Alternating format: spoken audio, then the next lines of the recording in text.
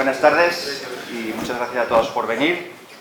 Esta es la última charla de la 15ª edición de la Semana de la Ciencia y precisamente por ser ese número tan redondo, que nos gustan tanto los números redondos, pues creo que esta ha sido una edición bastante especial.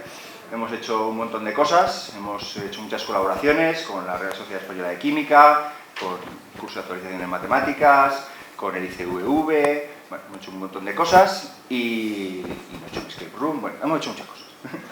Y como colofón, no podía haber mejor ocasión que nos hablara pues, alguien como Eduardo Sá de Cabezón, un tema tan llamativo como este.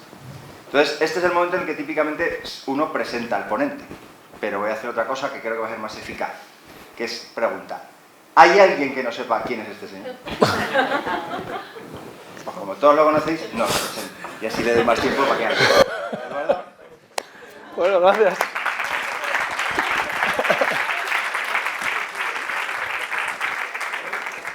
Muchas gracias por esa presentación. Me ha gustado. Bueno, muchas gracias y muchas gracias a la organización de la Semana de la Ciencia, esa semana así como extensa, ¿no? Es una semana con una definición pues un poquito laxa. Bueno, voy a hablar de supremacía cuántica. ¿Por qué? Porque el 23 de octubre Google dijo que había alcanzado supremacía cuántica. Lanzaron esta noticia a Nature, a esta revista. Se había colado antes, luego hablaremos un poquito de eso. Se había colado antes y entonces se produjo como revuelo, ¿no? Todo lo que suena cuántica parece que nos pone, la gente le llama mucho la atención. Y entonces dije, bueno, pues vamos a hablar de eso. ¿Qué significa ese concepto de supremacía cuántica? Y si se ha logrado o no. Para ello vamos a hablar un poquito antes, una pequeña introducción a lo que es computación cuántica, para que todos estemos en el mismo lugar, ¿no? Ya advierto que pocas veces he hecho tantas simplificaciones en una charla, o sea, este tema es complicadete. Entonces, hay montones de simplificaciones para empezar, para entenderlo yo, y luego para poderlo transmitir un poco, ¿no? Entonces, sí, va a haber muchas simplificaciones, pero el hilo de la argumentación y de lo que va a haber en la charla es suficiente, entiendo yo, como para que después podamos ir a las noticias, a los artículos, etcétera, y comprender un poco lo que está pasando aquí y lo que va a pasar en el futuro, porque ya os adelanto que... bueno, no adelanto nada. Bien, entonces vamos a empezar un poquito, y también es una de las charlas en las que más letra he puesto. He puesto mucha letra, para lo que yo acostumbro, yo no pongo nada de letra en las charlas normalmente, solo pongo fotos. Y entonces he puesto letra, para que bueno, se pueda leer un poco, la gente pueda tomárselo con calma y yo también. Entonces vamos a empezar con computación cuántica, vamos a ver. La computación cuántica es el uso de propiedades cuánticas de la materia para hacer computación. Sobre todo, en particular, se usan dos propiedades que son superposición y entrelazamiento. Entonces, ¿qué significa esto? Pues la materia es cuántica, a nivel subatómico, tiene unos comportamientos según unas leyes de la física que no son exactamente aquellas que estamos acostumbrados a ver. Los efectos que tiene son distintos. Básicamente no se puede hablar de esos efectos con metáforas, sino con matemáticas. Básicamente es la diferencia, ¿no? Entonces se usan muchas metáforas del tipo cosas que están en dos lugares a la vez, en dos sitios a la vez, ese tipo de cosas que siempre llevan una carga de inexactitud porque realmente lo que define el comportamiento de la materia a ese nivel pues son unas fórmulas matemáticas que cuando las traducimos a metáforas que podamos utilizar para entendernos a nosotros pues nos resultan muy extrañas a nuestra experiencia cotidiana. Pero son unas propiedades que la materia tiene. Y entonces hubo una gente, entre ellos quizá el nombre más destacado es Feynman, que dijeron se puede hacer computación, podríamos hacer computación aprovechando estas propiedades de la materia. Entonces eso que fue una idea al principio teórica, pues se empezó a desarrollar hasta el momento actual. Entonces, vamos por comparación con la computación clásica, a la que estamos todos más bien acostumbrados, y me parece bien además el hecho de que estemos acostumbrados a hablar en un lenguaje de computación clásica, porque es algo que no lleva ahí toda la vida. La gente ha empezado a hablar de computación a partir como lejos, digamos, de los años 50. Digamos, a empezar a hablar así. O sea, que no lleva ahí todo... Bueno, la vida depende de quién, pero no lleva toda la historia. Esto no es algo del siglo XVI que ha pasado al acervo popular, no. Es algo bastante reciente y ya tenemos un lenguaje para hablar de computación. Entonces, nosotros sabemos que en computación, la unidad básica, en computación clásica, la unidad básica de información es un bit. Un bit es un dígito que puede estar a 0 o a 1. Eso es la unidad básica de información. Entonces, y eso puede almacenar información, una cierta información. Un estado de encendido apagado, puede almacenar una cierta información. Si ya juntamos varios bits, pues podemos almacenar información más compleja, y si juntamos muchísimos bits, pues podemos ver películas, tener sonidos, hacer cálculos, etc., ¿no? Por uniendo unidades básicas de información y haciendo cálculos con ellas. En computación cuántica, la unidad básica de información es algo que se llama el bit cuántico, el qubit, que puede estar en dos estados básicos o puede estar en una mezcla de ambos estados. Todo esto lo llamamos superposición porque todo esto lleva detrás una carga física que es en la que se apoya todo este paradigma de computación, ¿no? Pero podríamos decir una mezcla de estados. En lugar de 0 y 1 serán los estados básicos, y ese qubit puede estar también en un estado que tenga un poquito de 0 y un poquito de 1. Un poquito más de 0 y un poquito más de 1. O todo 0, entonces diremos que está en el estado básico 0, o todo 1, y entonces está en el estado básico 1. Pero puede estar en una mezcla de estados. Y entonces, así veis, así como un bit solo puede estar en dos estados, esto puede estar en un montón de estados, que digamos podrían ser cualquier punto de la superficie de esa esfera, que se llama esfera de Bloch, que es una notación para describir el estado de los qubits. Para la gente de mates, estos A y B son dos números complejos. Y esos números complejos son tales que a cuadrado y b cuadrado, el módulo, es 1, es igual a 1. Vamos, entramos en simplificaciones, pero detrás hay unas matemáticas, igual que detrás de los estados de los bits hay unas matemáticas que nos permiten manejarlos, una lógica que nos permite manejarlos. Aquí también podemos tener una lógica matemática que nos permita manejar cosas que pueden estar en dos estados básicos o en una mezcla de esos dos estados básicos, que es lo que llamamos superposición. Así que bueno, pues tenemos una cosita, una unidad de información que ya tiene más versatilidad que solamente encendido-apagado. Tiene una versatilidad bastante grande. Entonces, ¿qué pasa? Si pasamos a expresar el estado de un bit, digo, ¿este bit cómo está? ¿Está en estado 0 o 1? Pues lo miro y digo, pues mira, está en estado 0 o en estado 1. Para expresar el estado de un bit, solo necesito decir si está en 0 o 1. Por tanto, la cantidad de información que puede almacenar un bit es 0 o 1. Sin embargo, para decir en qué estado está un qubit, tengo que decir A y B. Ya tengo que decir dos cosas, que además son dos números complejos. Eso es mucha más información. Entonces, para decir exactamente en qué estado está el qubit, necesito aportar mucha más información y, por lo tanto, el qubit es capaz de almacenar más información. Digamos que eso es una equivalencia, ¿no? Entre qué capacidad tiene de almacenar información y cuánta información necesito para expresar el estado. Vale. Entonces, un qubit puede almacenar, digamos, esa información de esos dos números complejos, vamos a entendernos así, ¿no? Del estado en el que está ese qubit. Si tengo 2 bits, para decir en qué estado está ese sistema, que ahora es un sistema de 2 bits, pues necesito 2 bits de información. En qué estado está el primero y en qué estado está el segundo. ¿Sí? Entonces, ¿qué pasa? Con 2 qubits resulta que los estados básicos ya son 4. Es el estado 00, 01, 10, 11. Fijaos que hay un paralelismo, ¿no? Aquí son los estados, cada uno de estos es un estado completo del sistema. Uno de los 4 posibles estados en los que puede estar el sistema. Aquí, los posibles estados en los que puede estar el sistema es una combinación de 4 coeficientes. No es solamente 00 o 01, es a ver cuánto vale A, cuánto vale B, cuánto vale C, cuánto vale D. Necesito 4 piezas de información para saber el sistema de 2 qubits cómo está. Por tanto, un sistema de 2 qubits puede almacenar 4 piezas de información. 4 piezas gordas, además, de información. Si me voy a 3 qubits, o a 3 bits, 3 bits pueden almacenar 3 unidades de información básicas, 3 ceros o 3 unos. Ya hay 8 estados básicos para los 3 qubits, entonces 3 qubits pueden almacenar 8 coeficientes. Y así, cada vez que mi sistema crece en un bit, si es un sistema clásico, el número de unidades de información que puede almacenar crece en 1. Si tengo qubits, el número de unidades de información que puedo almacenar con un qubit más es el doble. Así que ya para los matemáticos, ya n, a lo loco, con n bits puedo almacenar n unidades básicas de información. Con n qubits puedo almacenar 2 elevado a n unidades básicas de información. Así que el poder de proceso y de almacenamiento de información de un sistema de n qubits es exponencialmente mayor que el de un sistema de n bits. Así que por ahí decimos, ¿no? Con los ordenadores cuánticos, ostras, aquí hay algo fuerte. Aquí hay algo muy potente. Si podemos manejar la información de estos qubits, igual que podemos almacenar la de los bits, ostras, cada vez que logramos hacer crecer un poquito el sistema, estamos duplicando la cantidad de información que podemos tener.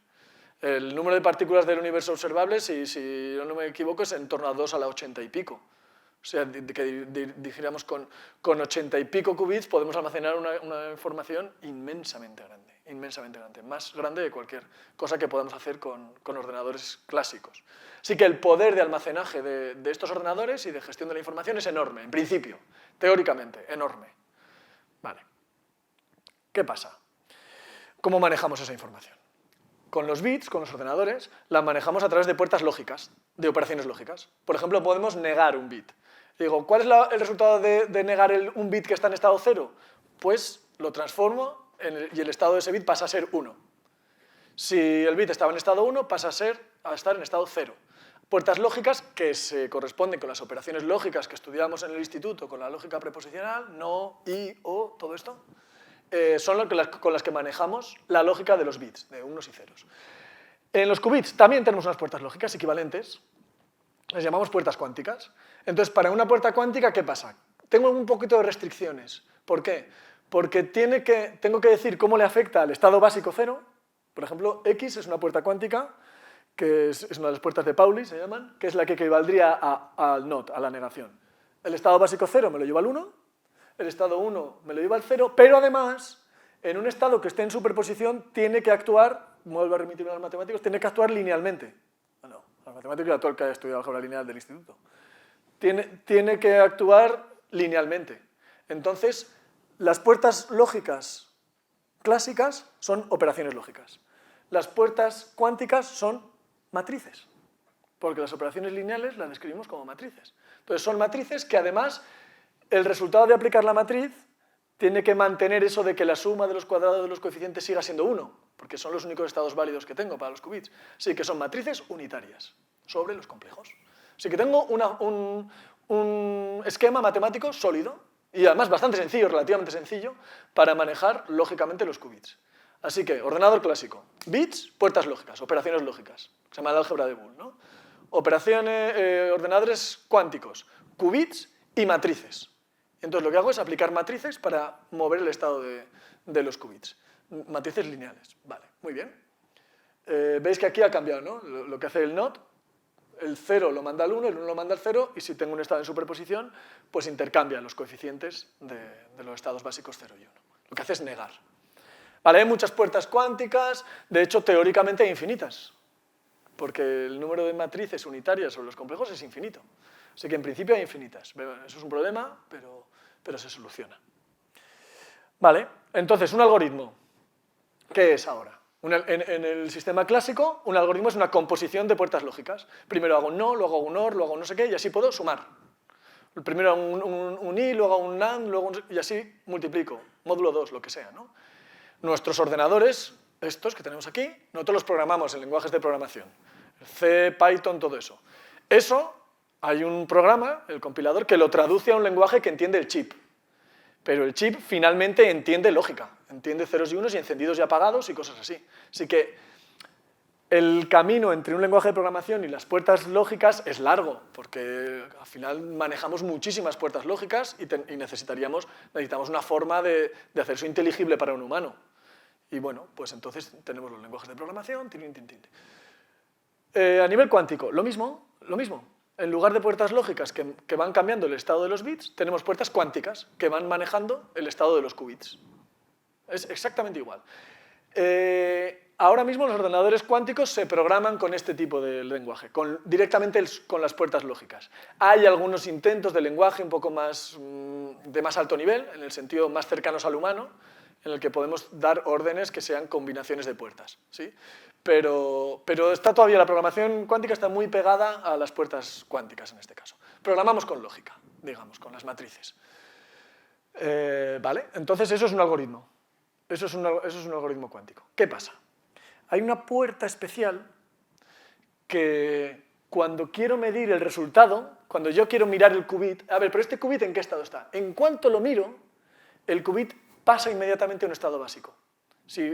Voy a hacerlo con un ejemplo de un sistema de un qubit, ¿no? Yo tengo los bits en estado clásico. Miro cómo está el bit. ¿Está a 0 o a 1? ¿Vale? Lo miro, está a 0, no pasa nada. Miro un qubit, ¿en qué estado está? Pues va a estar en 0 o en 1, cuando lo mire. Cuando lo miren, eso se llama que el estado del qubit colapsa. De un estado de superposición, colapsa a un estado básico. Va a valer 0 o 1. Yo no puedo obtener el resultado A y B. Voy a obtener solo el 0 o el 1 en cuanto mire. ¿Cuál obtengo? ¿0 o 1? Pues si mido un estado de superposición A0 y B1, voy a obtener 0 con una probabilidad A cuadrado o voy a obtener 1 con una probabilidad B cuadrado. A interviene en la probabilidad. Entonces, tengo que saber que siempre cuando manejo la información de los qubits, al final cuando la mire, pues va a colapsar en algo que va a ser un estado básico. La única información que puedo tener es, y dices, entonces, pues qué gracia tiene esto. Si al final solo puedes ver estados básicos, si al final solo puedes ver los ceros y unos, el A y el B los pierdes, además los pierdes en cuanto lo miras, no puedes mirar, bueno, pues volvemos a como estaba antes, no, eso ya se ha acabado, no puedes volver a como estaba antes. Una vez que lo miras, lo pierdes y tienes 0 o 1. Vale, pues lo que hacemos en computación cuántica, lo que se hace es, mediante las puertas, manipulamos el estado en superposición muchas veces de los qubits sin mirarlos. Las puertas no los miran, las puertas los transforman y solamente al medir es cuando miramos. Entonces lo hacemos de una forma muy inteligente, la verdad yo alucino con los algoritmos cuánticos, de una forma muy inteligente, de forma que cuando mides, lo que mides es útil. Te da una respuesta a un problema que has planteado. A veces es una respuesta probabilística, por tanto ejecutas muchas veces y ves una distribución de probabilidad y ahí ves cuál va a ser la respuesta más plausible. A veces es determinista. Hay algoritmos que midas lo que midas te da la respuesta a lo que estabas buscando. ¿Sí? Luego hablamos. Bueno, ahora voy a poner algún ejemplo de eso. Vale, hasta entonces vamos a hacer una parada. Esto es denso. Vamos a hacer una parada. Pero veis que hay un paralelismo entre la computación clásica, bits, puertas lógicas, algoritmos, y la computación cuántica, qubits, puertas cuánticas, matrices, algoritmos. La diferencia está en que esa operación de medir me fastidia el estado de esto. Me lo fastidia, me lo colapsa, entonces de alguna forma pierdo información y tengo que ser muy listo para aprovecharme de que por el camino yo tenía toda la información. Y solo cuando leo pierdo la información. Y hay gente que aprovecha eso, los algoritmos aprovechan eso.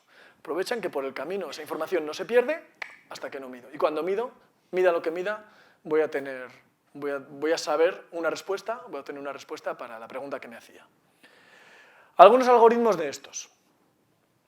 He puesto aquí 4 algoritmos bastante famosos. El primero, Deutsch-Jozsa, es un algoritmo académico. Sirve para resolver un problema puramente académico, no es útil en general para nada, es saber si una función es equilibrada o es constante, bueno, no sirve para nada académicamente, pero es el primer ejemplo de un algoritmo que si yo lo hago con un ordenador clásico, su complejidad es exponencial, o sea, conforme va creciendo el tamaño del problema, el tiempo, los recursos que necesito crecen exponencialmente, que eso es malo, porque si crece mucho el tamaño del problema, se me acaban los recursos, y sin embargo la versión cuántica es lineal. Es el primer ejemplo de esto. Es bajar un algoritmo de complejidad exponencial a lineal.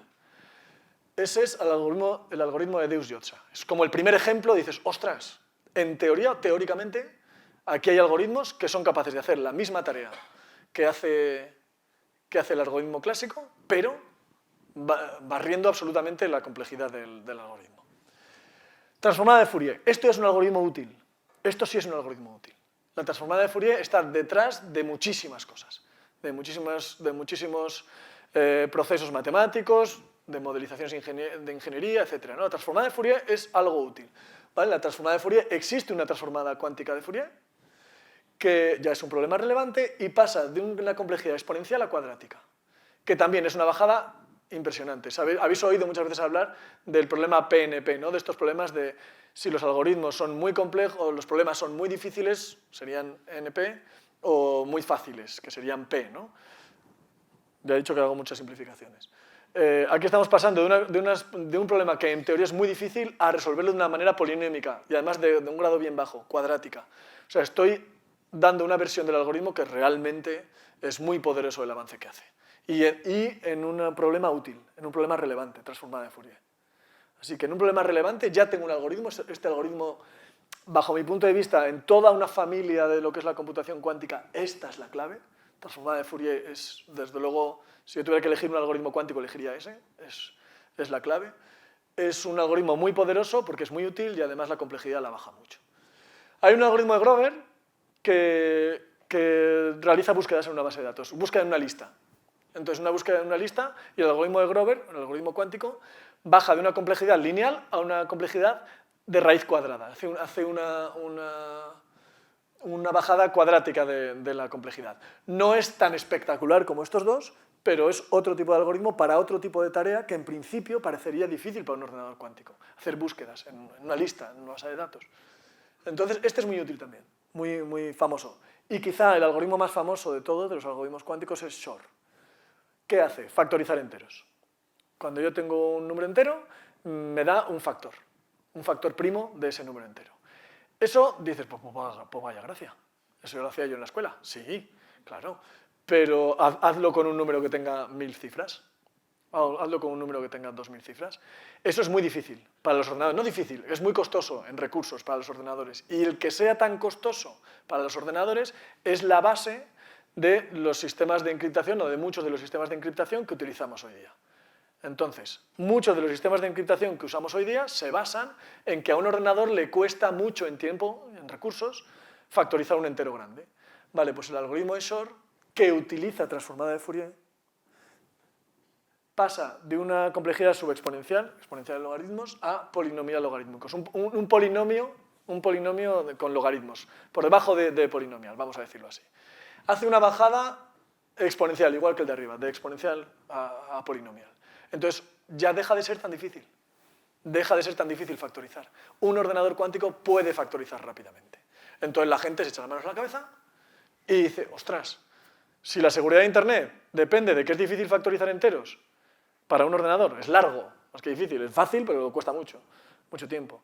Y resulta que el ordenador cuántico lo puede hacer rápido, el ordenador cuántico rompe la criptografía, efectivamente. Sí. Hay 4 cosas que saben hacer los ordenadores cuánticos y una rompe la criptografía. ¿Qué pasa? Que para romper la criptografía a nivel práctico, como los números que se emplean son grandes, voy a necesitar un ordenador cuántico de un cierto tamaño. En número de qubits incomparablemente menor al que necesito para un ordenador clásico. Ya, pero es que los qubits cuestan mucho construir. Ahora vamos a hablar un poco de eso. Entonces, de momento tenemos ordenadores cuánticos muy pequeñitos. ¿Que pueden factorizar más rápido que los otros? Sí, pero para problemas muy pequeñitos. Para problemas que los ordenadores clásicos, problemas grandes, de factorización, para problemas grandes que los ordenadores clásicos serían a los que se tendrían que enfrentar, nuestras claves de la tarjeta de crédito, de las transacciones por el banco, el tamaño de clave es intratable de momento para los ordenadores cuánticos que existen.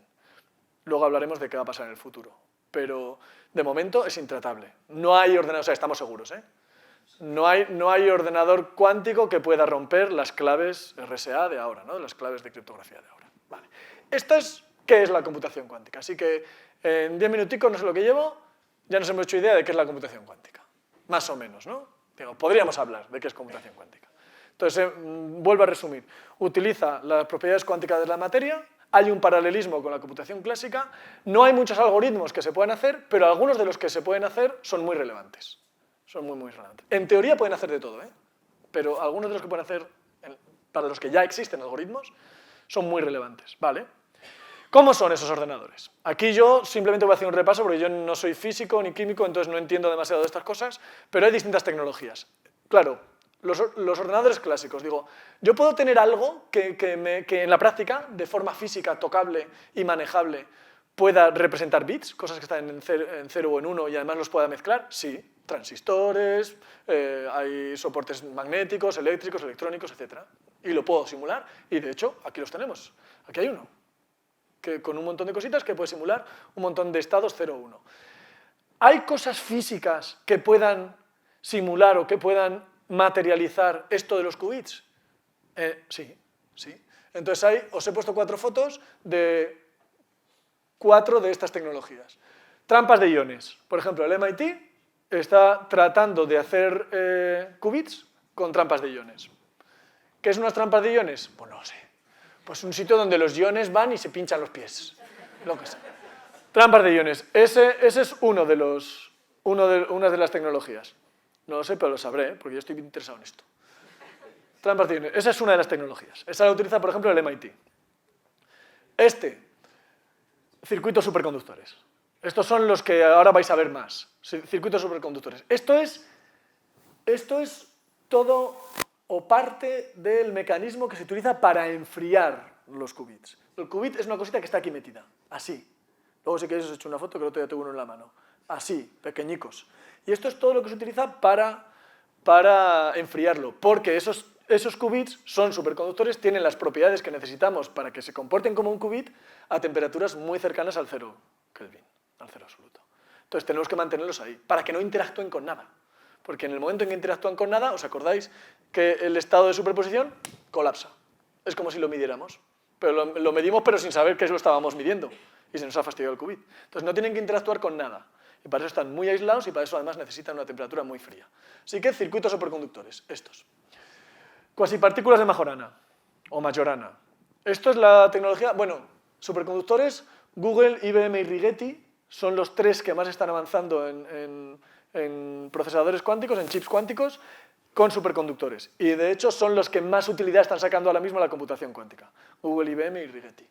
Entonces, ahora mismo la tecnología que se está practicando más, no voy a decir que se impone, porque nadie sabe cuál de estas tecnologías se va a imponer, porque cada una tiene problemas diferentes. Algunas, una o varias, se acabarán desarrollando, luego veremos en qué sentido. Pero ahora mismo la que más se está utilizando es superconductores. Vale, luego, cuasipartículas de Majorana, o de Majorana. Este es el que es muy prometedor, pero está en un estado más incipiente, porque teóricamente es más difícil conseguirlas. Son un tipo de partículas que, bueno, la gente aquí de física y química sabréis más de esto, son un tipo de partículas que tienen un comportamiento bastante extraño, ¿no? Que pueden comportarse como medio electrón en una punta y medio en otra, depende de la topología que tiene la máquina en este caso, el ordenador. Entonces, Microsoft está investigando en eso. Es la tecnología por la que ellos apuestan, esas cuasipartículas. Spin qubits son estos de aquí. Estos son muy pequeñitos. Muy pequeñitos, es una cosita muy pequeñita. Esto es lo que está haciendo Intel. Intel, veis que está en dos sitios. También está trabajando en circuitos superconductores y está trabajando en spin qubits. Y luego están chips fotónicos, utilizar fotones como qubits, cierto estado de fotones. Y están los chips fotónicos, son SDI, hay una empresa que se llama Xanadu que está trabajando en eso. Hay otras cosas que se utilizan, Lo que pasa que para máquinas de 1 o 2 qubits, como de demostración, a veces se utiliza, podéis ver en internet, hay vídeos sobre eso, el estado de energía del último electrón de un átomo de fósforo, por ejemplo. Eso se ha utilizado como qubit. Y se puede medir su estado, se puede hacer cálculos sobre él y tal. Entonces, todo esto es para los qubits. Luego hay que implementar las puertas, las matrices. Yo tengo que tener algo físico que implemente las puertas, igual que en los ordenadores lógicos. Entonces, veis que el reto tecnológico es grande, es enorme. Es un reto tecnológico enorme. Cuando hay retos tecnológicos enormes, normalmente hay dos efectos buenos. Uno, conseguir lo que pretendíamos. Otro, todo lo que se consigue por el camino. O sea, para conseguir las colisiones que permitieron detectar el bosón de Higgs, la tecnología que se ha desarrollado por el camino, que se está aplicando en 1000 otros lugares, ya merece la pena, aunque no hubieran conseguido la colisión que logró el bosón de Higgs. Aquí la gente dice, no, los de la computación cuántica están tirando el dinero. A lo mejor no consiguen una computación cuántica así allá que te va, pero ya están sacando partido de ello. Ya están consiguiendo tecnologías que le están sirviendo para otras cosas. Así que bueno, los retos tecnológicos estos grandes a mí me parecen importantes para desarrollar cosas, independientemente de que sepamos si se va a conseguir o no. Bueno, estos son cómo son los ordenadores cuánticos. Vale. Hay otro tipo de ordenador cuántico que se llaman los annealers. Quantum annealers. Son un tipo de ordenador cuántico especializado. Estos otros pretenden ser generales, todos. Hay dudas sobre si las trampas de iones son de tipo general, pero en teoría sí. Pero hay unos que son especializados. Tratan un tipo de problema. Son problemas de optimización. Entonces, hay unos que tratan problemas de optimización, no necesitan todo el tipo de puertas que necesitan los otros ordenadores cuánticos, los qubits se pueden optimizar precisamente para esos problemas de optimización, y hay una empresa que es D-Wave, que hace tiempo que comercializa este tipo de cosas. Hace tiempo que comercializa esas cosas. También son tecnología superconductora. Todo esto que está aquí, o sea, este chipcito que hay aquí con todos sus cablecitos, encima tiene toda esa especie de lámpara de araña que hemos visto que parecía de oro. Esta de aquí, tiene algo parecido a eso, todo el mecanismo de enfriamiento también. También se basa en circuitos superconductores, los anilles de D-Wave. Esto es una empresa de Canadá, me parece que es.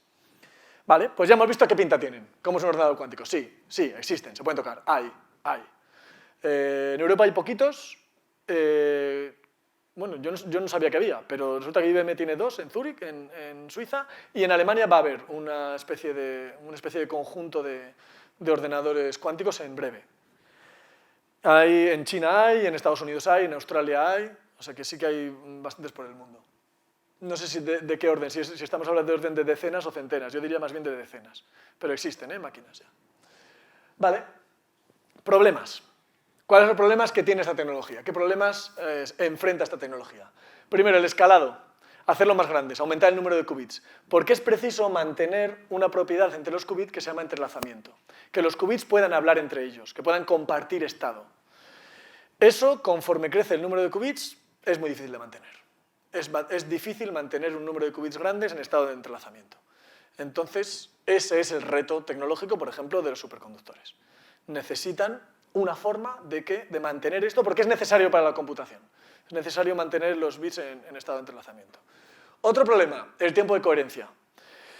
Yo tengo un qubit y a los pocos segundos, y sé su estado, a los pocos segundos, básicamente son segundos, incluso menos, sé que algo ha interactuado con él y el cálculo se me ha fastidiado. Y eso se llama el tiempo de coherencia, ¿no? El tiempo útil para un cálculo de un qubit o de una puerta. Entonces, ahora mismo, aunque yo pueda tener un algoritmo que emplee un montón de puertas, esos circuitos que veíamos, que emplee un montón de puertas, si al qubit no le da tiempo a hacer todas las operaciones antes de estropearse, pues ese algoritmo no me sirve. Entonces, con qubits de poca calidad, digamos, con tiempos de coherencia muy bajos, yo puedo hacer algoritmos muy breves, hacer muy poquita cosa.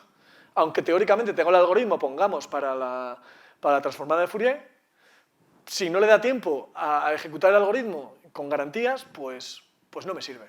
Entonces, ese es un problema, la calidad de los qubits. Y luego los errores. Debido a decoherencia, a que se rompe esa coherencia de los qubits o interferencias en las comunicaciones. Claro, todo esto tiene que ser un sistema muy aislado, muy aislado. Esto se soluciona mediante la distribución del estado de un qubit en un número de qubits entrelazados. Explico un poquito esto. Cuando nosotros tenemos nuestros ordenadores, hacen transmisiones de bits, unos y ceros y tal, la información, se puede estropear, puede haber interferencias y se puede estropear. Entonces utilizamos una cosa que se llaman códigos correctores de errores, que se basan en redundancia, en mandar la información varias veces o mandar una información redundante. Eso no se puede hacer en cuántica. ¿Por qué? Porque hay un principio de no clonado. Yo no puedo copiar el estado de un qubit. Yo no puedo decir, mira, te lo mando 2 veces por si una se estropea. No puedo copiar.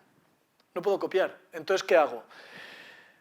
Trato la información del qubit, lo que sí puedo hacer es repartir la información que guarda el qubit, esos coeficientes, la puedo repartir entre varios.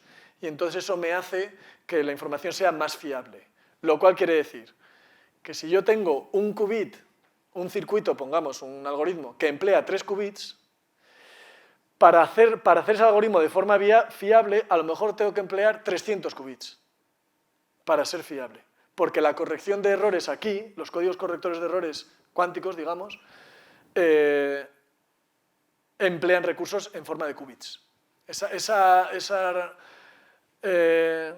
redundancia se transforma en más qubits. Entonces para un qubit lógico, necesito varios qubits físicos. Por eso, aunque tenga un ordenador de 50 qubits, esos 50 qubits, para que sean efectivamente así limpios, cristalinos, ideales, como los que tengo yo en mi papel a la hora de hacer el algoritmo, en vez de 50 a lo mejor necesito 50.000 para tener este nivel para tener confianza en un resultado de 50 qubits. Estos son los 3 problemas fundamentales, donde se está trabajando más, ¿no? Entonces, la mayor parte de la gente que está diciendo, no, estamos consiguiendo mejores ordenadores cuánticos, ¿por qué? Porque vamos creciendo el número de qubits. No es la única medida. No es la única medida para saber si el ordenador es mejor. A lo mejor es mejor tener mejores qubits de mejor calidad, porque entonces necesitaré menos redundancia, etc., ¿no? Este es el concepto, no sé si se ve bien ahí, de volumen cuántico. Este es un concepto que dice, bueno, el volumen cuántico de una máquina quiere decir cuál es la capacidad de cálculo de esa máquina por encima de la capacidad de los ordenadores clásicos, ¿no? ¿Cuál es la capacidad de cálculo de este ordenador cuántico?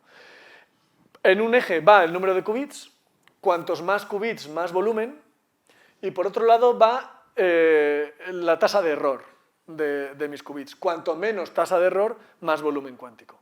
Entonces veis que a lo mejor pasar de 5 a 15 qubits no aumenta mucho, pasar de 100 a 200 es prácticamente tener lo mismo, sin embargo pasar de 100 con una tasa de error alta, 0,01, a dividir por 10 la tasa de error, el volumen cuántico aumenta bastante. Entonces ahora mismo la gente está investigando en cómo hacer ordenadores con mayor número de qubits, pero cómo hacer ordenadores con qubits mejores. Y esa es la tarea fundamental que se tiene, ¿no? ¿Dónde empiezan a estar los ordenadores útiles? Cuando el volumen empieza a superar un cierto umbral, que luego hablaremos de este concepto de supremacía. Ahora mismo ya llega el concepto de supremacía, ¿no? Cuando los ordenadores van a poder sobrepasar la capacidad de los ordenadores clásicos.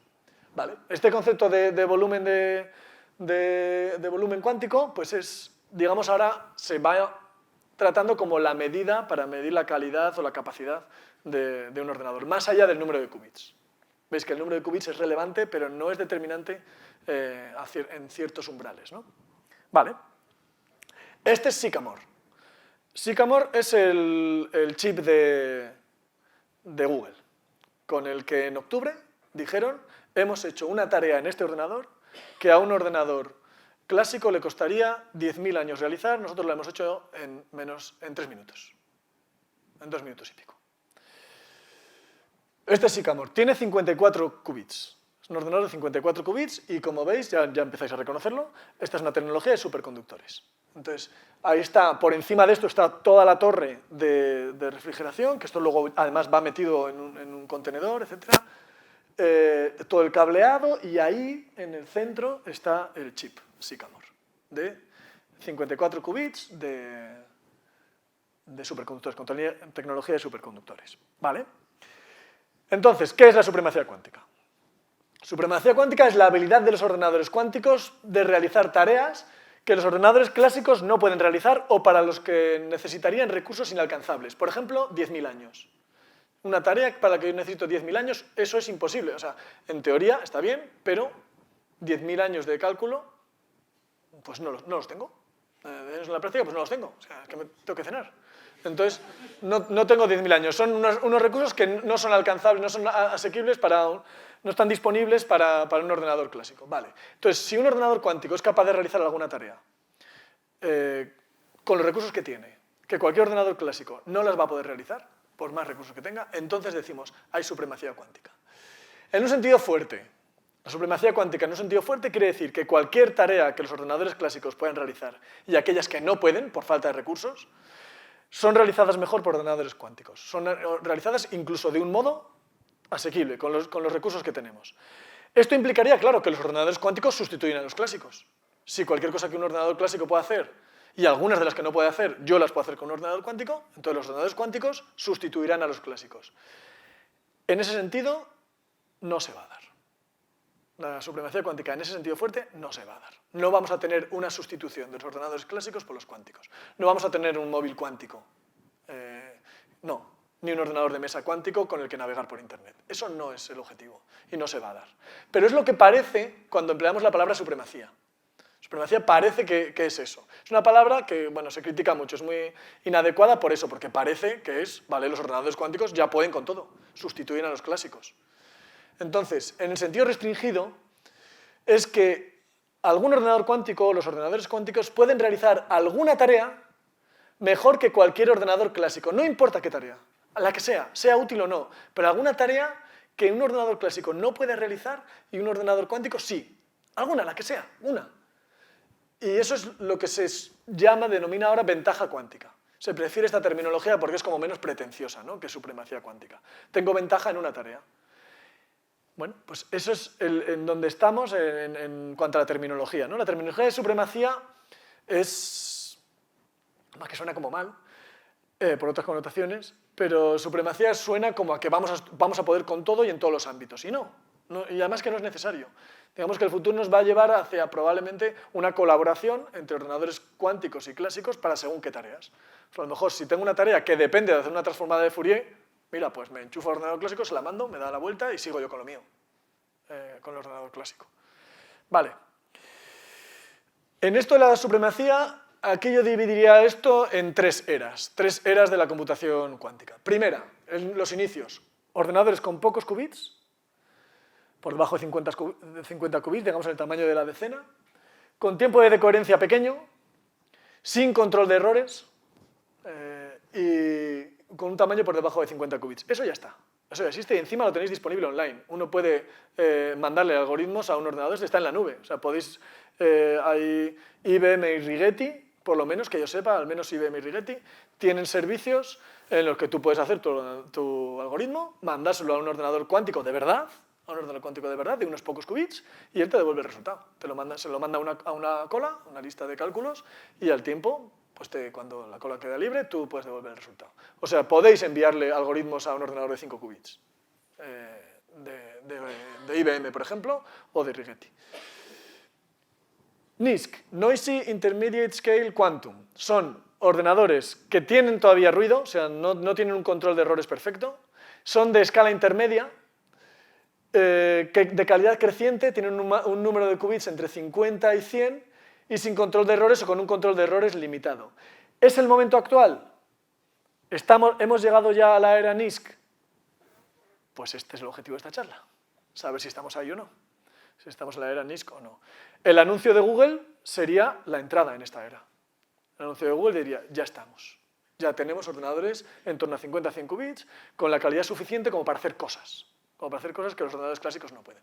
Y luego Full Quantum Computing sería pues, un número grande de qubits con control de errores, por tanto necesitamos tamaños de miles a millones de qubits. ¿Cómo estamos en eso? Pues todavía no ha llegado el momento en que los problemas para llegar ahí sean solamente de ingeniería. Hay problemas más allá de la ingeniería, hay problemas de física, sobre todo de física. O sea, de momento no se sabe si esto va a ser posible. O sea, porque podríamos decir, no, mira, todavía ya sabemos cómo se hace, la tecnología hay que desarrollarla todavía, es una cuestión solamente de ingeniería, pero ya sabemos qué se va a hacer y cómo se va a hacer. No, nadie todavía está aquí, en el camino a esto. O sea, todavía hay barreras que no sabemos si son posibles o no de superar para llegar a Full Quantum Computing. Entonces, nuestro problema es si estamos aquí, si estamos en NISQ o no. Esto, pues, llegará o no. Se investiga, claro, el objetivo a largo plazo es llegar aquí. Pero de momento, pues vamos a ver si estamos en NISQ o no. Vale. En el Full Quantum Computing, los ordenadores... Es que mi ordenador es guay, pero la S ya le falla, es mayor. Entonces la S le falla. Veréis que faltan un montón de S, probablemente. No siempre me doy cuenta de todas. Entonces, cuando sea Full Quantum Computing, los ordenadores serán capaces de ejecutar algoritmos como SOR, a un nivel que los algoritmos clásicos no pueden. Para eso se estima que se necesitan... para los números de clave de ahora, los tamaños de clave que tenemos, que se necesitan unos 100, del orden de 150 qubits con control de errores, lo cual puede suponer cientos de miles de qubits físicos. Ahora mismo, con la tecnología por lo menos de superconductores, ahora mismo es impensable. O sea, por tamaño, a lo mejor los spin qubits de Intel podría ser escalable en cuanto al número de qubits. Tienen el problema de cómo hablan entre ellos. O sea que de momento todavía esto está muy lejos. Esto de que Google alcanzó, que esto lo hemos leído todos, o por lo menos yo, Google alcanzó la supremacía cuántica, la criptografía en Internet, la seguridad en Internet está en peligro. No. De un modo inmediato y en un plazo de al menos decenas de años, no. Bueno, todo puede ser que de repente se produzca una revolución, pero lo esperable es que no. En un tiempo corto, no. Se necesitarían miles de qubits de una calidad mayor que la actual y para hacerlo con control, tal vez millones. Hoy nadie está cerca de eso. Nadie está cerca de usar el algoritmo de Shor, el de la factorización, a un nivel que sea relevante para la seguridad en Internet. De todos modos, ya se está trabajando, para que no se quede tranquilo con esto, ya hay algoritmos y protocolos de criptografía que son resistentes al algoritmo de Shor. O sea, ya existe eso. Ya hay toda una rama que se llama criptografía postcuántica y ya existen alternativas. Y de hecho algunas alternativas ya se están implementando. Aunque no haga falta, pero ya se están implementando. Porque claro, no importa solamente la seguridad de las transacciones en el momento, importa la seguridad de las transacciones pasadas. Pues si yo tengo algo que está encriptado con una criptografía que es vulnerable a los ordenadores cuánticos, ¿quién me dice a mí que dentro de 30 años mi contrato de mi casa deja de ser mío? ¿Sí? Entonces, bueno, pues ya se está trabajando en ese tipo de cosas y ya existen algoritmos y protocolos de criptografía de uso común que superan a Shor.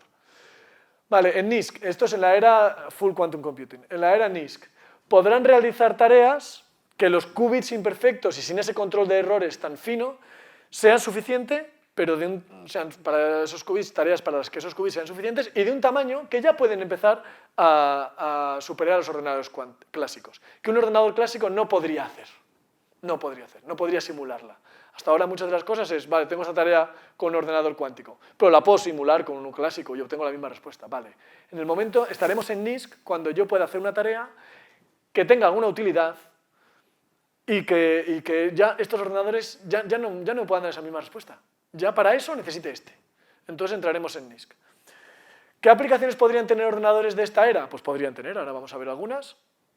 ¿Es este el momento actual? ¿Estamos ahí? Pues ahí llega el anuncio de Google en octubre del 2019. Se sabía que Google estaba trabajando en conseguir una prueba de supremacía cuántica, una tarea que no... Google y otros, hay otra gente trabajando en esto también. IBM en concreto, ¿no? IBM y Google están como a la carrera en esto. Entonces, Google se sabía que estaba trabajando en una tarea, un tipo de tarea estadística que se llama de muestreo, luego entraré un poco en qué tipo de tarea es con la que hicieron el anuncio de supremacía, con un chip cuántico que se llama Sycamore de 54 bits, que lo acabáis de ver. Uno de los socios de Google, esto es un consorcio, es la NASA. Y entonces, en agosto de este año, de 2019, en unos correos entre miembros de la NASA se filtró que lo habían conseguido. Entonces, en agosto, ¡pum!, la gente llamó la atención sobre eso. Ese filtrado enseguida se tapó, se silenció, porque era de un artículo que estaba bajo revisión. Entonces, no se tapó porque tuvieran que guardar o esconder nada, se tapó porque tú has enviado un artículo a una revista, está en proceso de revisión, y entonces pues dijeron, bueno, vamos a esperar al proceso de revisión, que terminó en octubre, y entonces el 23 de octubre hay un equipo de 67 autores, el equipo de Google y sus colaboradores, publica un artículo completo. Se acabó la pila, pues. Pues chillaré. Menos mal que estaba hacia el final. El 23 de octubre publica un artículo completo revisado en Nature, donde dicen hemos conseguido supremacía cuántica en Sycamore. Hemos conseguido hacer una tarea que ningún ordenador clásico va a poder hacer en menos de 10.000 años. La tenemos, lo hemos conseguido, lo hemos hecho. Ostras, ¿eso qué? Eso es muy importante. Entonces, ¿en qué consiste el anuncio que hicieron? Sí, cojo así. ¿En qué consiste el anuncio que hicieron? La tarea es una cosa que se llama un sampling task, una tarea de muestreo. Tenemos un ordenador que genera muestras de una determinada distribución de probabilidad. Entonces yo elijo una distribución de probabilidad, produzco una distribución de probabilidad ideal, teórica, y mi ordenador empieza a producir un montón de muestras. Es como lanzar un dado. ¿Cuál es la distribución de probabilidad de lanzar un dado? Es una distribución uniforme, ¿no? Si yo lanzo 100 millones de veces un dado, pues espero obtener el mismo número de unos, que de doses, que de treses, que de cuatro, que de cinco, que de seis. Pero si mi máquina, en vez de ser un dado, es otra cosa, pues su distribución de probabilidad puede ser otra cosa. Vale, pues yo tengo prefijada una distribución de probabilidad y produzco muestras que se pegan a esa distribución de probabilidad. Si la distribución de probabilidad es muy difícil de conseguir, voy a necesitar mucho tiempo para conseguir un número de muestras grande que siga esa distribución de probabilidad. Este es el tipo de tareas que se plantea esta gente. Entonces, ¿cómo producen la distribución de probabilidad? ¿Os acordáis cuando eras pequeños que os he hablado de los qubits y los coeficientes? Que sus cuadrados suman 1. Eso es una distribución de probabilidad. Entonces, lo que hacen es tomar un circuito cuántico de un montón de puertas que produce una distribución de probabilidad, en principio inalcanzable de otra forma, y entonces produzco muestras. Estoy de alguna forma simulando un ordenador cuántico. Suena un poco circular, ¿verdad? Estoy resolviendo mediante un ordenador cuántico la simulación de un ordenador cuántico. Sí, suena circular y es una tarea que no es en principio nada relevante. Pero si no la puedo hacer con un ordenador clásico, entonces es que el ordenador cuántico puede más. Puedo hacer cosas que el ordenador clásico no puede hacer. Y entonces, ese es el anuncio, la tarea que se empeñaron en hacer, ¿no? Una tarea de muestreo. ¿Qué afirmación dijeron? Los de Google, Sycamore ha producido en 200 segundos una muestra de varios millones de vectores, listas de ceros y unos, de longitud 53, porque de los 54 qubits uno falló, entonces hicieron 53, varios millones de muestras de esta distribución de probabilidad, y esa distribución ha sido generada depende de un cierto circuito cuántico. Vale, pues tenemos una distribución de probabilidad que hemos generado con un circuito cuántico, y entonces hemos puesto a Sycamore a hacer muestras, un muestreo, una serie de muestras que sigan esa distribución de probabilidad. Y lo hemos conseguido en 200 segundos, con una cierta calidad. decían, tiene dos propiedades esta muestra. Uno, está cercana de, se parece a la muestra que queremos buscar. Hay una forma estadísticamente muy fiel, os va a parecer ridículamente fiel, pero en este ámbito es relevante este nivel de fiabilidad. Una T de 1 entre 10.000 que dice que al menos T de las muestras están en D. Al menos una de cada 10.000 muestras está ahí. Estos produjeron miles de millones de muestras, o sea, produjeron una cantidad relevante de muestras y el resto siguen una distribución uniforme. Entonces, bueno, produjeron una distribución que es lo que ellos querían. Esa tarea la consiguieron, con un nivel de calidad aceptable. Se pusieron un umbral de calidad aceptable. Dijeron, lo hemos conseguido. Y segunda cosa, producir eso mismo, con esa calidad, a un ordenador clásico, cualquiera de los que existen, le llevaría al menos 10.000 años. El ordenador de referencia de los clásicos es Summit, un superordenador de IBM, un ordenador enorme, Summit. Vale, estas son las dos afirmaciones que hace el artículo. Es decir, hemos conseguido esta tarea y además esta tarea demostramos que a un ordenador clásico le cuesta al menos 10.000 años y las hemos hecho en 200 segundos. Dicen, ostras. Y esto fue el titular, en casi todos los anuncios este era el titular. El ordenador cuántico de Google consigue hacer una tarea que cualquier ordenador de la Tierra le costaría más de 10.000 años hacer. Este fue el anuncio. Claro, esto se somete a un escrutinio feroz, claro, porque es un hito. Eso es un hito en computación cuántica. Si esto es verdad, hemos entrado en NISQ, hemos entrado en esta era. Ya hemos dado un paso, un cambio de era, ¿no? Ha sido sometido a un escrutinio muy intenso por la comunidad científica y por otros agentes. Y de hecho sigue este escrutinio. Críticas que ha habido a esta afirmación de Google. ¿Por dónde han salido críticas? Pues sobre todo por dos lugares. Hay uno que está haciéndose como portavoz de una de las líneas de crítica, que es Gil Kalai, de la Universidad Hebrea de Jerusalén. Él va más allá, él dice que la computación cuántica, que la full quantum computing, esa tercera era, no es posible. No dice que va a tardar o no, sino que no es posible, él dice que no es posible. Y da argumentos, Este señor está en permanente discusión con mucha gente, discusión en el sentido de argumentación. Es muy interesante el blog que tiene. Es un blog de combinatoria, porque él es combinatorista, pero además hace muchas cosas de probabilidad, y es muy interesante su blog. Vale, él dice, la evidencia comprobable de que esa fidelidad a la distribución es la que dice Google no es suficiente. No dan suficientes evidencias, necesitamos más evidencia. Y él además pone un plan para ratificar eso. Y se está haciendo, ahora mismo se está llevando, se estima que en el siguiente año se va a tratar de ratificar que los argumentos para esa fidelidad son los que son. Que lo que dice Google en la primera afirmación, en la primera de las propiedades, es cierto, que es tan fiel como dicen. Claro, esto es importante, la extrapolación a la parte no verificable. Ellos dicen, yo puedo producir esta distribución con 10, con 20, con 30, con 40, con 53 qubits. Con 53 qubits yo no tengo modo alternativo de verificar eso, porque precisamente es la supremacía. No tengo un ordenador clásico que me permita eso. Pero con 10, con 20, con 40 yo puedo chequear la fidelidad de mi método. Y lo han hecho. Pero, para decir, mira, con 10 la fidelidad es la adecuada, con 20 es adecuada, con 30 es adecuada, con 53 no lo sé, pero extrapolando los resultados veo que es adecuada. Y el método de extrapolación, Gil Kalai dice que no es correcto. Entonces, según Gil Kalai, la afirmación de Google no es cierta. No es cierta. Él da 4 o 5 criterios que le harían cambiar de opinión. Él dice, yo cambiaría de opinión si verificáis los tamaños verificables, si dais un argumento convincente de la extrapolación, da varios, ¿no? Y él dice, si esto se revierte, digamos, me dais estas verificaciones, yo cambio de opinión, o sea, y admito esto, ¿no? Y entonces está en ello, Google y otros, porque una de las cosas que él dice es, vale, que ese mismo cálculo lo haga el ordenador de IBM con 53 qubits, porque IBM tiene un ordenador de 53 qubits, que lo hagan, a ver si los resultados son similares o no, porque al final es un algoritmo. Vale, pues entonces veamos, y entonces se está trabajando en eso. Pero Gil Kalai, de momento, es muy reticente a admitir la afirmación de Google. IBM dice, critica la segunda afirmación, que es decir, que el ordenador clásico, Summit, no puede realizar esa tarea en menos de 10.000 años. Porque dice, claro, es que el algoritmo clásico que habéis propuesto para simular la tarea que habéis hecho en Sycamore no es tan bueno, se puede optimizar bastante. Entonces han propuesto un algoritmo alternativo, una implementación alternativa para ese algoritmo que tarda 2 días. 2 días con respecto a 200 segundos todavía es mucho, la diferencia todavía es de... Pero ellos dicen, y se puede hacer todavía una optimización mayor que lo reduzca aún más, que reduzca a un tiempo comparable al que habéis hecho. Entonces, realmente, esa supremacía no se habría alcanzado por la segunda parte, por la comparación con el ordenador clásico. Entonces, ellos dicen, el algoritmo que proponéis para esa tarea, en la parte clásica, se puede hacer y se puede hacer en un tiempo comparable, no los 10.000 años.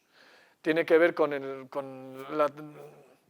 envío de información entre CPUs y GPUs, que aquí sabéis bastante de eso, entre CPUs y GPUs de la información que tienen. Bueno, entonces ellos dicen, Gil Khalay dice, no tenemos evidencias de esa fiabilidad, de esa fidelidad de la distribución que habéis conseguido, y IBM dice, un ordenador clásico puede hacerlo, lo que habéis hecho hasta ahora. Veredicto sobre esto.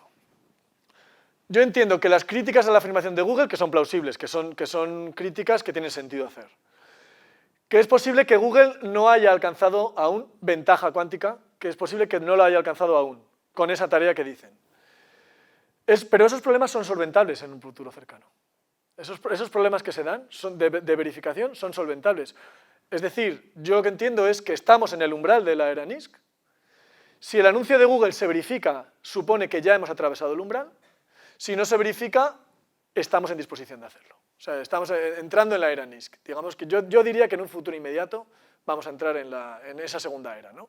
De ordenadores de tamaño entre los 50 y los 100 qubits, cuyas tareas con la calidad que tienen los qubits ahora o la que puedan tener en un futuro inmediato, va a poder hacer cosas. Van a poder hacer cosas que algunos ordenadores, o sea, que los ordenadores clásicos no van a poder hacer. El caso es que sepan hacer las cosas relevantes, cosas que nos sirvan para algo, ¿no? ¿Hay gente trabajando en eso? Pues sí, hay gente trabajando en eso. Hay 3 áreas para el futuro próximo que ordenadores de la era NISQ, no tendremos que esperar a Full Quantum Computing, ordenadores de la era NISQ pueden mostrar ventaja cuántica. Las 3 áreas son simulación de sistemas cuánticos, simulación de sistemas químicos, por ejemplo, o físicos, sistemas de partículas o moléculas, etc. Otros inteligencia artificial y otros optimización y análisis de mercados, etcétera, ¿no? en aplicaciones de finanzas. ¿Están trabajando en estas 3 áreas? Sí. Por ejemplo, proyectos que ya están en marcha, proyectos que ya se están trabajando, que tienen papers escritos, proyectos que ya, donde hay empresas que están trabajando.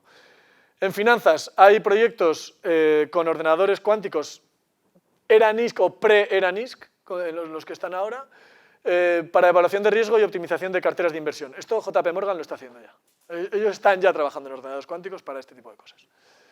Para simulación de sistemas químicos y de física de partículas, el CERN tiene un laboratorio de cuántica, de computación cuántica. El laboratorio de cuántica tiene, por supuesto.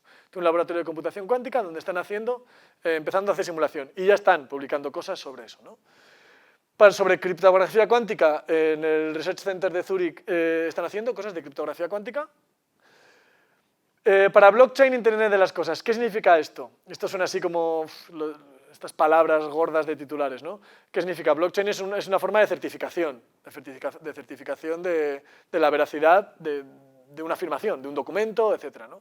Entonces, hay, por ejemplo, Authentic Vision y Tesa Scribos, lo que están haciendo es tener etiquetas en una botella de whisky, en una botella de vino o en un perfume, lo que sea, en una ropa, en la que tú puedes verificar mediante blockchain, mediante un sistema de certificación de blockchain, que eso que estás comprando es lo que estás comprando, que es auténtico.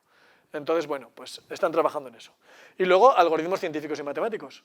Cada vez hay más algoritmos en donde, con problemas científicos teóricos y problemas matemáticos teóricos, vamos tratando de ampliar el catálogo de algoritmos que un ordenador cuántico puede ejecutar, porque así llegaremos a algoritmos que sean más útiles, con más pequeños.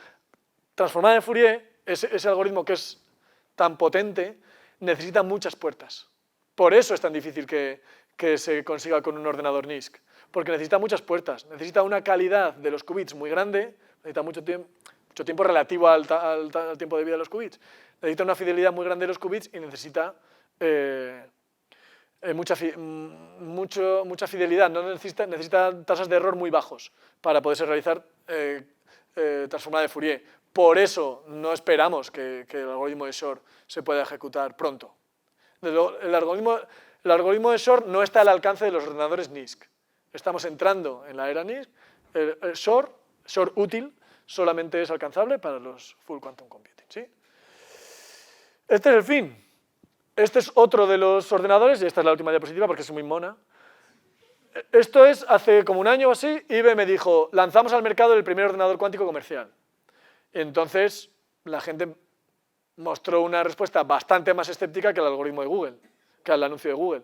El anuncio de Google ha sido recibido con escepticismo, pero era un hito. Esto fue recibido con todavía más escepticismo. ¿Está cerca esto? Pues está en el sentido de que tú ya tienes, lo que ha hecho IBM es poner a disposición de quien lo pague un ordenador NISC o pre-NISC, estos ordenadores, el Quantum, el Q1, el System One, IBM Q System One.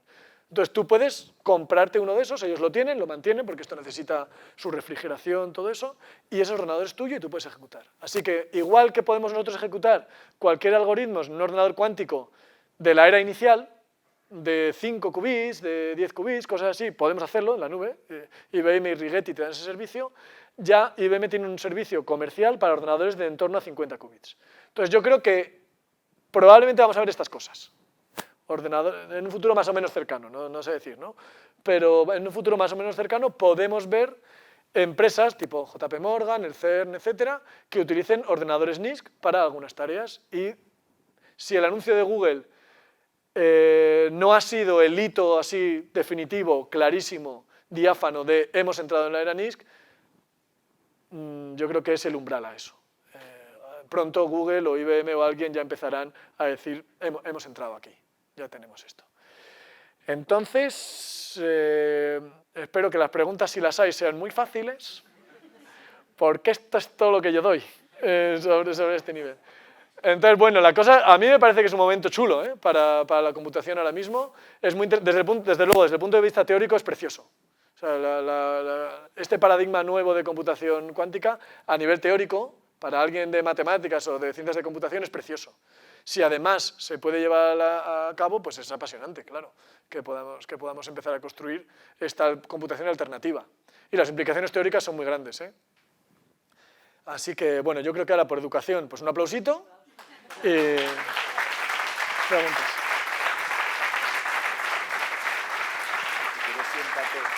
Ah, vale. Bueno, pues a ver, las preguntas. Mucho miedo, ¿eh? Yo el que más. Venga, hay un valiente. Sí. ¿Se me oye ahora con este o no? Ahora sí.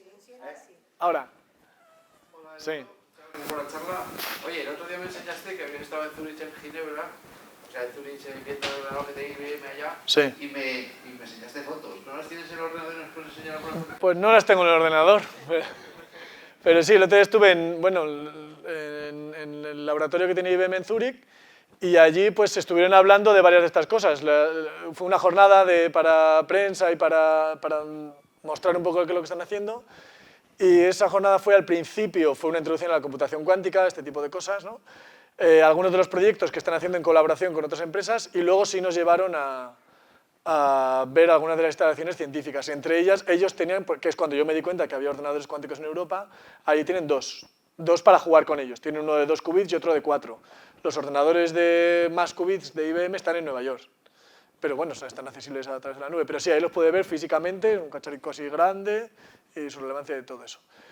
La cosa está de la refrigeración. Un microscopio tremendo que tienen allá, con el que podían ver estos microscopios, que pueden ver átomos individuales y moléculas individuales, que a mí me pareció alucinante.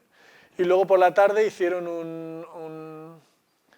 una exposición de tareas de inteligencia artificial, que ya no de computación cuántica, sino de inteligencia artificial que están haciendo allí, que también eran alucinantes. O sea, se está trabajando mucho en muchas cosas que yo creo que sí que estamos viendo un momento de cambio en las aplicaciones de la computación. Y bueno, pues ya os enseñaré las fotos en otro momento, ya las pondré ahí. Son muy bonitos. Una pregunta que me manda, a este respecto, que me manda el hermano del señor decano. Claro, ya que te invitó IBM y estuviste allí porque te invitó IBM y tal, hombre, aquí lo que queda es que lo de Google no está claro que sea verdad y tal, y Google es el competidor de IBM. ¿No será un poquito parcial por eso? Pues esa es la pregunta que se ha hecho mucha gente. Por ejemplo, a Jill Calais se le han hecho mucho esa pregunta. Dice, bueno, esta cosa que está diciendo IBM, son rivales, efectivamente, o competidores, no sé si rivales, pero competidores, pero que se alcanzara, que se pase el umbral de la era NISC es una buena noticia para los dos. Entonces yo creo que las críticas son sinceras, son constructivas en el sentido de decir, bueno, si vamos a dar este anuncio, démoslo en condiciones, démoslo y sometámoslo al escrutinio que tiene que ser, ¿no? Yo creo que en ese sentido es una crítica que, por supuesto, estará teñida de esa competencia comercial, si quieres, pero yo creo que científicamente son críticas que tienen todo el sentido. Tanto la de IBM como las de Gil Khalay y otra gente, ¿eh? He puesto esos dos ejemplos como representantes de las dos tendencias de crítica que hay al anuncio. Pero bueno, yo creo que el hecho de ser competidores no embarra la limpieza o la claridad de los argumentos. Yo creo que los argumentos es algo criticable. Sí. Pero claro, es donde está el umbral, ¿no? A ver, es que ahora estamos en ese momento en el que están los dos tipos de ordenadores equiparados. Y entonces hay que ver si realmente hay un sobrepaso, equiparados en cuanto a esa pequeña tarea, por supuesto, en cuanto al propósito de los ordenadores, ya digo, los ordenadores cuánticos nunca podrán hacer tantas cosas como hacen lo que tenemos. Nunca, es muy raro decirlo, pero no lo vamos a ver, vaya. ¿Preguntas? Me ha parecido muy, muy interesante. Bueno, ¿sabes cómo somos los químicos? ¿De qué están hechos los qubits? ¿Cuál es el material? Sabemos de qué está hecho los bits de un ordenador, ¿no? De silicio y tal. Entonces, ¿qué es lo que metemos a temperatura cercana al cero absoluto para que tenga esas propiedades físicas? No lo sé. No lo sé. Sí, seguro que sí, pero yo no lo sé. ¿Cuál es la composición? Bueno, pues lo voy a mirar para ver qué es. Sí, no, porque es interesante. Yo he bajado hasta saber qué son los materiales, eso, que tienen esa propiedad de superconducción, que es la que utilizan, y luego los impulsos, en vez de eléctricos, les lanzan impulsos de microondas, pero no sé qué es el material químico que utilizan. Lo siento. Pero es verdad, siempre hay que avanzar más. Y es bueno, claro. Hombre. ¿Más preguntas? Sí. Lejos. Hay que dar tiempo al llevador de micros. Es gracioso, pero podemos buscar en Google cuál es el material de los ordenadores de IBM. ¿A qué te refieres con la calidad de los qubits? La calidad de los qubits, pues que el tiempo de coherencia sea más largo. Que durante más tiempo podamos estar seguros de que no ha habido interferencia, de que no ha habido ningún error. Esa es la calidad de los qubits. Que su vida útil para un cálculo concreto sea más larga. Sí. Y que la tasa de error sea menor. ¿Más preguntas? Sí. Dos, nada menos. Te van a machacar. Pues encima estaban preguntando... Que no lo sabes, que queda muy bien. Hombre, claro. Es que además no hay alternativa. Cuando no lo sabes, no lo sabes. En primer lugar, Uy, cuidado. te tengo que dar la enhorabuena porque has hecho que comprenda un 3 y un 4% de lo que has dicho. O sea que está bien. Y una pregunta tipo docente. ¿Cómo afecta estas nuevas tecnologías a las enseñanzas que actualmente se están dando de informática? Pues yo creo que en algún momento tendremos que introducir esto en los programas. Ver este paradigma de computación. Yo entiendo que sí. Quizá ahora podemos darlo en cursos como, digamos, fuera del programa oficial, pero... pues dentro, yo qué sé, en mi asignatura de sistemas informáticos, pues yo tengo que nombrar a los ordenadores cuánticos, eso existe. Y es un tipo, y además implican un paradigma de computación diferente, pero claro, está a un nivel muy básico, o sea, ahora no tenemos algo así como un sistema operativo para ordenadores cuánticos, no, tenemos ejecución a nivel de cuando en aquellos tiempos se ejecutaba con tarjetas perforadas o antes de eso. Entonces estamos en ese estado, lo que pasa que bueno, sí, yo creo que sí, que ya debe empezar a sonar y en algún momento, pues a lo mejor, introducir alguna asignatura o formación en este tipo de tecnologías. ¿Por qué? Porque ya empieza esto a tomar tierra en cosas a las que la gente se puede dedicar. Entonces, de repente, pues a lo mejor, si alguien ha dado una asignatura en un máster o en un curso fuera del grado, ¿no? Yo puedo certificar que he recibido unos créditos en computación cuántica, pues a lo mejor puedo irme a Rigetti o a IBM o a Google a buscar trabajo porque quedan gente. Sí, así yo entiendo que sí, que deberíamos empezar a meter un poquito esto. Sí, yo quería ir a lo práctico. ¿Y si uno se quiere comprar ese ordenador? Sí. ¿Necesita una casa grande o no te lo llevas No te lo llevas a casa, no. Está allí y tú tienes el acceso y lo más Eso es. tuyo, pero... Es tuyo, pero se lo quedan ellos. Tú lo puedes usar. Sí. Es una compra en usufructo. Es una compra en usufructo, efectivamente. Tú lo puedes utilizar... ¿Para qué? Pues... eso ya es problema del comprador. O sea, ¿para qué lo utilizan? Cuando te lo venden, ¿qué te dicen que puedes hacer? Claro, pues puedes ejecutar algoritmos cuánticos sobre esa máquina y ellos te aseguran que eso va a funcionar en las condiciones de calidad, etcétera. Entonces, yo qué sé, si eres JP Morgan y tienes tu plan de análisis de riesgo a una velocidad mayor que la que puede hacer cualquiera de tus competidores con un ordenador clásico, pues aquí está mi dinero. Y nosotros podríamos cambiar el servidor de Sage por uno de estos. Por ejemplo, sí. Ahora mismo sería un poquillo caro a lo mejor para el rendimiento que le vamos a sacar y además como se cuelgue, vete tú ahí, sí, ¿no? Como alguno de estos en las prácticas se dediquen a colgar el servidor de Sage, pues como sea cuántico...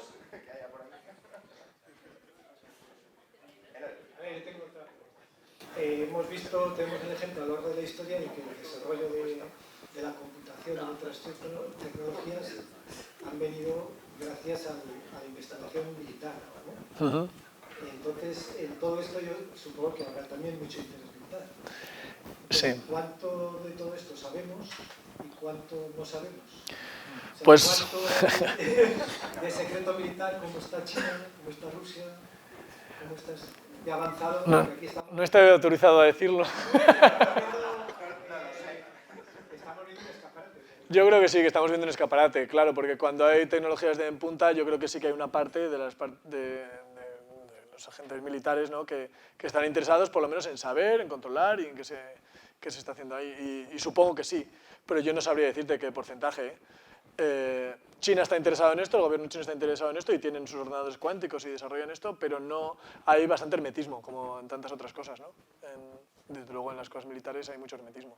Supongo que sí, lo que pasa es que también entiendo que deben tener una razón para quererlo o para usarlo y como ahora las capacidades son bastante limitadas, pues la verdad no sabría decir cuál es el equilibrio entre estar a la última para que nadie se nos adelante o incluso más adelante de lo que existe público y no vamos a ser especulativos con una tecnología que no sabemos si nos va a ser útil para nada, ¿no? Entonces, pues no sé. De nuevo, no sé. Ya he dicho que preguntas fáciles, ¿eh? Pero da un poco de inquietud, ¿no? Es decir, ¿qué tiene gente que no sabemos que la tiene? ¿Alguna pregunta fácil? Por coartar a la gente. ¿No queda ninguna más? Pues antes de que le agradezcamos todos a Eduardo la charla, quería agradecérselo yo especialmente, porque es verdad que será de las pocas, no la única, pero de las pocas charlas que he oído en la Semana de la Ciencia que haya oído, que hayas unido física, química, matemáticas, informática. O sea, solo nos ha faltado. Decir química es mucho decir, ¿eh? Pero bueno, eso para la gente, ¿no? Que toque unos pinchos, unos vinos, Por supuesto. Claro. Un 50. Unos vinos. Muchas gracias. Gracias.